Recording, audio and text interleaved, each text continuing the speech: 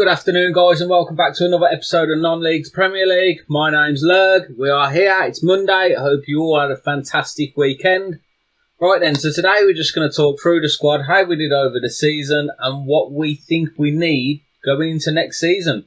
Wednesdays will be the end of the transfer window, showing you who we brought in, who we've let go, and obviously our first game in the Premier League. Exciting stuff. Very, very exciting stuff.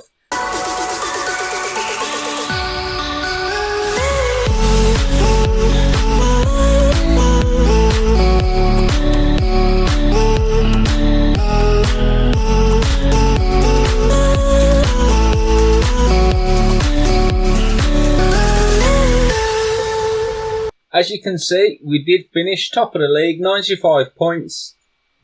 A really, really good 8-point gap in the end. Really nice. So, Kiyan Atete, top scorer in the league with 30 goals.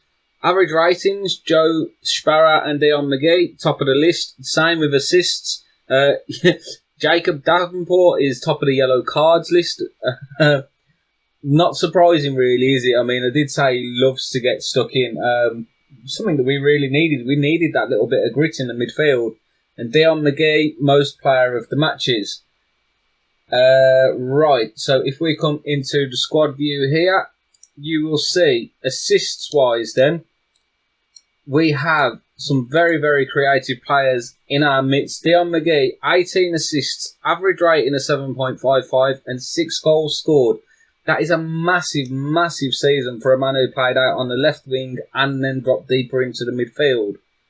Joe Sparrow obviously was playing that deep line playmaker role all season. 15 assists, 2 goals, very, very good.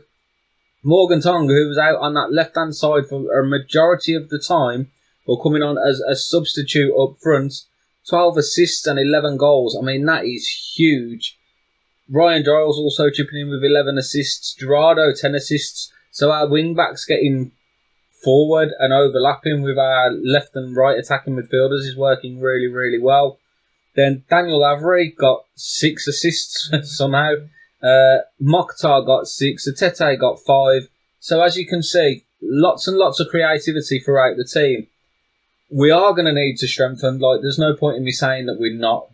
We're going to have to if we want to survive in the Premier League, because at times this season we have been a little bit toothless and we're going to lose some big players like Gerardo. He's going back to Manchester United. Jez Davies, he'll be going back to Tottenham. If we can purchase them, I would actually like to bring both in on long-term deals for us, but I can't see them being let go by United or Tottenham after the seasons that they've had in the Championship, when you got a very young Spanish player and Jez Davies is only 20 years old and English.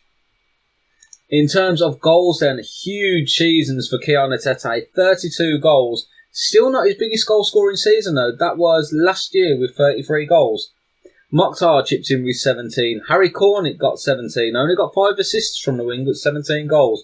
Morgan Tonga obviously with 11. And Jordan Ibe with 8 assists, 8 goals. Really good return for a man who's coming on as a substitute late on, or being used in just full rotation games. Then Dion McGee with 6 goals and Carl Stiles with 4. Bunch of players then on 3-2-1. We won't go too much into that. But very, very well.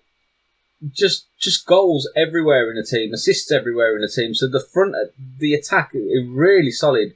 In terms of average ratings then, literally our entire 11 playing above a 6. Only person who isn't is Jacob Davenport, and I really do believe that most of that comes down to the fact that he gets yellow carded. He's instrumental in how we play in midfield. He really is. He's not scared to get a tackling. He runs back really well. He does push forward sometimes, but not nearly as much as the likes of Sparrow will. So we need somebody else who will come in and do that role as well, because we haven't got a backup to Davenport, and quite simply put, Dixon Bonner's not the man to do it. He's really not. We've got a few youngsters coming in who we're signing on end of contracts, so quite excited about them. However, with us being in the Premier League now, they will be going into our under-23s and probably loaned out next season. We need solid players now that we're bringing in. In terms of budgets, if we can see, we've been given a budget now of 27 million, and we're beginning the wage budget of 400,000. Still very, very low for a Premier League team, in fairness, but massive in comparison to what we've been playing at the moment. So that's a huge improvement for us. It really is.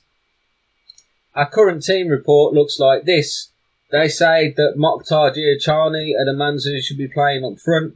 McGee and Ibe on the wings. Davenport and Sparrow are the best two midfielders that we have. Then Giles, Gilchrist, Davis, Jurado and Felipe in goal. They're not who I would say our best 11 is. I mean, Keon Tete has proven that time and time again. So if we come into, where was it? Here, we can see our club vision for next season is nothing to do with the cups, just fight bravely against relegation. And we have, it was here somewhere, where has it gone? Do apologise. Our commercial summary, that's what I wanted. We had a 2-year deal worth 26 grand off of a sponsor. Our sponsorship has improved. Our broadcast revenue shockingly went down. Obviously in the Premier League this season, they will shoot right up. Good corporate facility fees, they've gone up. Match day commercial and rentals, they've gone up. Rentals, retail, that's gone up. Competition prize money has stayed roughly the same as what it last season. Again, Sparrow and Atete leading the way with shirt sales. I would expect us to get a decent naming in the summer to knock those boys off the top potentially. So yeah, we're really excited about where we're going to go. So obviously, if we come into our tactics here, we know that we're losing Jez Davis. We know that we're losing Mark Jurado. Felipe wants a new contract and is wanted by Premier League teams, so we're possibly going to lose him. If a big enough bid comes in from a Premier League team for Tong as well, he'll want to leave. Like, these are players who we really need to keep a hold of if we can. I personally think that where we need to improve now, left and right midfield and drop McGee back into the centre and Sparrow to cover with him. Then we need somebody to cover Jacob Davenport, so we need a really good ball-winning midfielder. We desperately need another left-back because Owen Beck is nowhere near the standard required. He's got to go in the summer. We're going to have a lot of outs, we really are. I'm not going to drop back into a defensive formation. I know that's probably going to go against us, but I firmly believe that if we invite teams to come onto us, we're going to fold, and I'm not prepared to do that. I'd rather go down swinging than just sitting back and taking punches to the face. So I'm very, very excited about the season ahead. I hope you are as well. I'm happy that we're there. I can't quite believe that we've made it so soon. I mean, only having one season in the Championship is crazy. One full season. Obviously 2 full seasons effectively, but one to kind of consolidate and then to get promoted the next season is crazy. So I just can't wait to get there. I hope you've enjoyed the journey so far and will continue to do so. I don't know who we're going to bring in yet. I've got my eyes on a couple of people, but our reputation, although we are now nationally known and are a 3-star team, we're still very, very low on reputation for a Premier League team. So it's going to be difficult to get those big, big names in. Maybe we might be able to get a couple of the old guard from the Premier League as we know it at the moment and just kind of get a bit of experience in and around the squad, because obviously a lot of our players are still very, very young and we could really do with a natural leader. Alfie Gilchrist is playing very well. He's only got 14 in leadership though, and he's still very young himself. I mean, the lad's only 21 years old.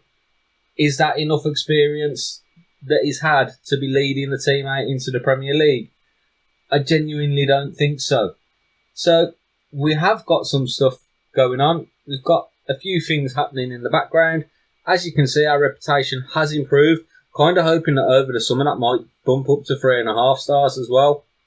We will also be in our new stadium. We move in on the 25th of June this year, which is a slightly bigger stadium at 15,000. So financially, we'll be better off. So we're moving in the right direction. The club is generally moving in the right direction. I just can't wait to get there. Right, guys, it will only be a short one today in comparison. I just wanted to talk you through. Obviously, we've had a fantastic season. We did really well, honestly, in kind of everything this year. FA Cup, we went through into... Where did we finish in the FA Cup this year?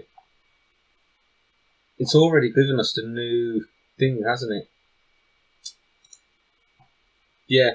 So, FA Cup, we went through to the 5th round, if you remember. And League Cup, obviously, we got knocked out in the 3rd round. We wasn't really bothered about that. So, we've done well. We've really progressed as a squad. We've progressed as a side. Obviously, the backroom staff now I'm going to need to sort out because we've got to have better coaches coming in. And we need some really good scouts because at the moment, we're still being recommended like League One players, bottom tier Championship players. And frankly, it's just not good enough. We will be back on Wednesday with the first game of the Premier League, and also all our summer transfer news. Guys, have a fantastic afternoon.